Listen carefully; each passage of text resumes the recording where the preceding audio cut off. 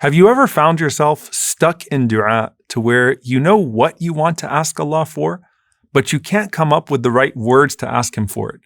And then you go asking or looking for some sort of prophetic dua that you hope matches perfectly with the specific ask that you have.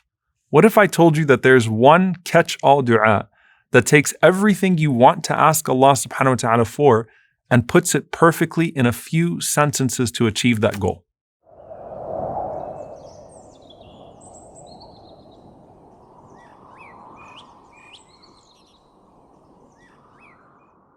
I want you to picture the scene because it's actually going to be a familiar scene throughout this entire series. Aisha radiallahu ta'ala anha says that I was in my room in salah, exerting myself in dua. And then the Prophet sallallahu alaihi wasallam walks in on me while I'm in dua, and he asked me for something alayhi salatu wasalam, and I was slow to respond to him. So think of her pushing herself in dua, trying to come up with the perfect words to achieve what she wants to gain from Allah subhanahu wa ta'ala. And then the Prophet sallallahu alaihi wasallam intervenes and he says, Ya Aisha, alayki bi jumal ad-du'a'i wa jawami'ihi. Oh Aisha, stick to the du'as that are comprehensive and all-encompassing. And this is something, subhanAllah, you're going to find with the Prophet ﷺ and Aisha, the Prophet ﷺ with Juwayriyah, the Prophet ﷺ and Habiba, where he comes in alayhi salatu wasalam and he says, listen, I can give you something that you can ask Allah subhanahu wa ta'ala with that will achieve everything that you're trying to get out of this dua. And here in this intimate conversation, the Prophet ﷺ is going to give Aisha radiallahu ta'ala anha what some of the scholars call the most comprehensive dua from the sunnah of the Prophet ﷺ. In fact, the great Mullah Ali al-Qari rahimahullah said, this is the most comprehensive dua from the Prophet ﷺ. So he says to Aisha radiallahu ta'ala anha, O Aisha, say the following words. Allahumma inni as'aluka min al-khayri kullihi, ajilihi wa ajilihi, ma alimtu minhu wa ma lam a'lam, wa a'udhu bika min al-sharri kullihi, ajilihi wa ajilihi, ma alimtu minhu wa ma lam a'lam. O Allah, I ask you from all that is good, in this world and in the hereafter, what I know and what I do not know. And O Allah, I seek refuge with you from all evil, in this world and in the hereafter, what I know and what I do not know. And then she goes on to say, Allahumma inni as'aluka min khayri ma sa'alaka abduka wa nabiyyuka wa a'udhu bika min sharri ma 'adha bihi abduka wa nabiyyuka. And O Allah, I ask you for all of the good that your slave and your Prophet sallallahu alaihi wasallam has ever asked you for. And I seek refuge with you from all of the evil that your slave and your Prophet sallallahu alaihi wasallam has ever sought refuge from. Allahumma inni as'aluka al-jannata wa ma qarraba ilayha min qawlin aw amal. Wa a'udhu bika min an-nari wa ma qarraba ilayha min qawlin aw amal. O Allah, I ask you for Jannah, for paradise, and for that which brings me closer to it in word and in deed. And I seek refuge in you from hellfire, and that which brings me closer to it in word and in deed. And then finally, وَأَسْأَلُكَ أَن تَجْعَلَ كُلَّ قَضَاءٍ قَضَيْتَهُ لِي خَيْرًا. And I ask you to make every decree that you decree concerning me good. So in this dua, subhanAllah, you have pretty much all of the articles of faith summarized in one paragraph. And I want to break it down, inshallah ta'ala, into 4 parts. The first part is everything that Allah subhanahu wa ta'ala knows. The second part is everything that the Prophet sallallahu alaihi wasallam asked for. The third part is everything that leads to the destination that I want in the hereafter. And then the fourth part is everything that is beneficial of decree for me in this world. So let's break it down, inshallah ta'ala. In the first part, you're asking Allah subhanahu wa ta'ala for every good that you know and that He knows. Now that means everything that you want to ask Allah subhanahu wa ta'ala for, whether it's your finances or your relationships or your careers or your pursuits, anything that you want to ask Allah for that you know is good for you, you're including it in this dua. And then you're deferring to the knowledge of Allah subhanahu wa ta'ala and saying, oh Allah, in every good that you know, and Allah subhanahu wa ta'ala knows what's better for us, and Allah subhanahu wa ta'ala knows good things for us that we have no idea even exist in the realm of good and evil.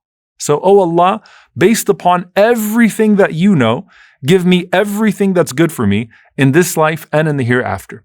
And also protect me from the evil that I know I want to be protected from. So if you're making dua for Allah to protect you from someone who's trying to harm you or for some sort of oppression, everything that I know to be evil and the harm that I don't even know exists out there in this life and in the next. So you're not even time bound, subhanAllah, in this dua.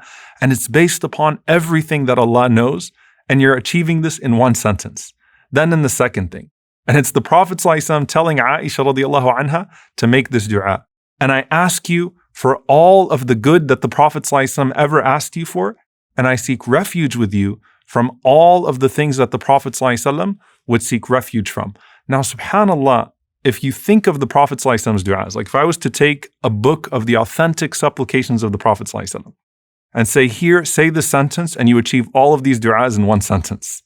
On top of that, imagine the du'as of the Prophet ﷺ on the night of Ta'if, the night before Badr, some of his most difficult moments, the qiyam of the Prophet ﷺ. So in this one sentence, you are getting all of those du'as that the Prophet ﷺ made in your own du'a. And it's the Prophet ﷺ telling Aisha radiallahu anha, here is a catch-all. Here is a way for you to achieve all of that which I ask my Lord with. And subhanAllah, no one knows Allah better than the Prophet ﷺ. And no one had more beautiful and more comprehensive du'as than the Prophet ﷺ. So it starts with everything Allah knows, then it goes to everything the Prophet ﷺ asked for, and then finally, what is the good that you know that you really, really want? It's Jannah. And this entire existence that we have here on this earth is to get back to Jannah. And it's the ultimate reward. And we have the guidebook, but sometimes we stray away from it, either because we don't know any better or because we do other than what we know to be better. So, oh Allah, I ask you for Jannah. But I don't just ask you for Jannah. I ask you to make every word and every deed that I say a means by which I get closer to my goal of Jannah. And I seek refuge in you from the fire and every word or deed that could take me to the fire. And this is a profound realization that the Prophet ﷺ gives to us, where the Prophet ﷺ says that a person says one word and they don't even think about that word. And through that word, they please Allah subhanahu wa ta'ala, and Allah raises them by ranks into paradise. But on the other hand, a person says one word recklessly, not thinking about it. And by that word, they displease Allah subhanahu wa ta'ala and they plunge themselves into the depths of the fire. May Allah subhanahu wa ta'ala protect us. Allahumma ameen. So we're recognizing here that it's small deeds and small words that we sometimes don't appreciate the consequences of. And so, oh Allah, I ask you for the destination, and I ask you for the deeds that will take me to the desired destination in the hereafter. And then the last part of this dua is the one that fits destiny, the one that fits decree.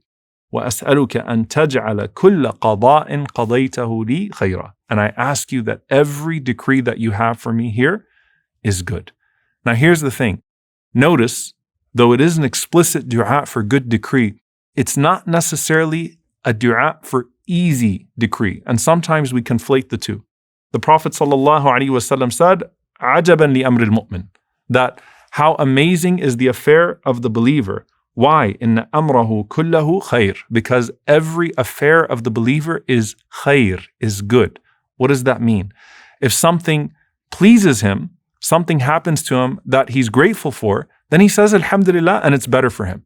And if a hardship is visited upon him, he patiently endures that hardship and it's khair, it's better for him. And this is only for the believer, that every decree for the believer is khair, is good, because it becomes a means by which it brings him closer to Allah, closer to manifesting the qualities of the Prophet ﷺ, closer to achieving the destination that he or she seeks in the hereafter, which is Jannah. Also, we find from this, dear brothers and sisters, that sometimes Allah subhanahu wa ta'ala decrees for you ease, but if that ease takes you away from Allah subhanahu wa ta'ala, that prosperity makes you ungrateful, or you use that prosperity to disobey Allah subhanahu wa ta'ala, then that decree is actually not khair for you. It's actually not good for you. Likewise, sometimes a hardship comes to you, and instead of making you more patient, instead of it bringing you closer to Allah subhanahu wa ta'ala, it actually makes you bitter and jaded. So it's not khair for you. It's not good for you. So you're asking Allah subhanahu wa ta'ala for the goodness of divine decree. And this is, subhanAllah, why the scholars say this prayer is so comprehensive. Now, did the Prophet ﷺ also used to ask Allah subhanahu wa ta'ala for protection from the things that we know we don't want to see in this life, that we know are difficulties, that we know are the evil of decree? And the answer is absolutely. And there's a profound dua where the Prophet ﷺ also used to seek refuge in Allah subhanahu wa ta'ala from four things. من جهد البلاء ودرك الشقاء وسوء القضاء وشماتة الأعداء. He used to seek refuge alayhi salatu wasalam from the severity of trials, and then from drowning in misery. And darak al-shaqa, the scholars say, is when the trial becomes so severe that it could kill you. SubhanAllah, it's like the end of it all, where you're drowning in misery, where you can't think outside of that trial anymore. Min su' al-qada, and from the hardship of decree, from the evil of decree. May Allah protect us from the evil of decree in this life or the next. And then finally, shamatat al-a'da, when the enemies gloat over your misfortune. And so the Prophet ﷺ taught us how to ask Allah for all good decree, how to seek refuge in Allah subhanahu wa ta'ala from the things that we know to be hardship. But what is the greatest station that you could achieve out of all of that? Sometimes, for reasons that are unknown to us, bad decree, and I'm using quotation marks for a very specific reason here, bad decree afflicts us. We make all these du'as, and then all of these things still come to us, and we wonder, wait a minute, how come these difficulties are still coming to us? Because if we take those difficulties in the right manner, then those become means by which we are elevated in the hereafter, so long as our response is one that is befitting to Allah subhanahu wa ta'ala and what Allah azza wa jal has decreed for us. And so finally, the Prophet sallallahu alaihi wasallam used to make this beautiful dua, Allahumma inni as'aluka rida ba'd al-qada. Oh Allah, after it's all said and done, I ask you for contentment. I ask you to have the station of rida, the station of being pleased with you after the qada, after the decree. So whatever it turned out to be for me, oh Allah, let my response, you're asking Allah subhanahu wa ta'ala to guide your response. Let my response to it all be rida, be being pleased with you. And Imam Ibn al-Qayyim rahimahullah, he says, being pleased with Allah and His decree is the paradise of this earth. It is the Jannah of this earth. It is the greatest of the doors to Allah subhanahu wa ta'ala. It is the bliss of the worshippers, and it is the joy of those who long to meet Allah subhanahu wa ta'ala. And so while you're asking Allah subhanahu wa ta'ala for the destination of Jannah, if Allah subhanahu wa ta'ala grants you the ability to be pleased with His decree in this life, then you've already achieved the destination of Jannah in this world, in your heart. Allahumma inni as'aluka min al-khayri kullihi ajilihi wa ajilihi ma alimtu minhu wa ma lam a'lam وأعوذ بك من الشر كله عاجله وآجله ما علمت منه وما لم أعلم اللهم إني أسألك من خير ما سألك عبدك ونبيك وأعوذ بك من شر ما عاذ به عبدك ونبيك اللهم إني أسألك الجنة وما قرب إليها من قول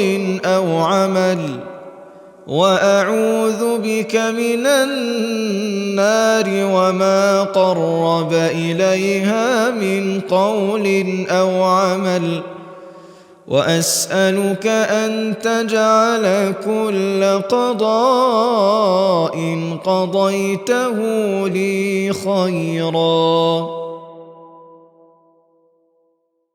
اللهم إني أعوذ بك من جهد البلاء ودرك الشقاء وسوء القضاء وشماتة الأعداء اللهم إني أسألك الرضا بعد القضاء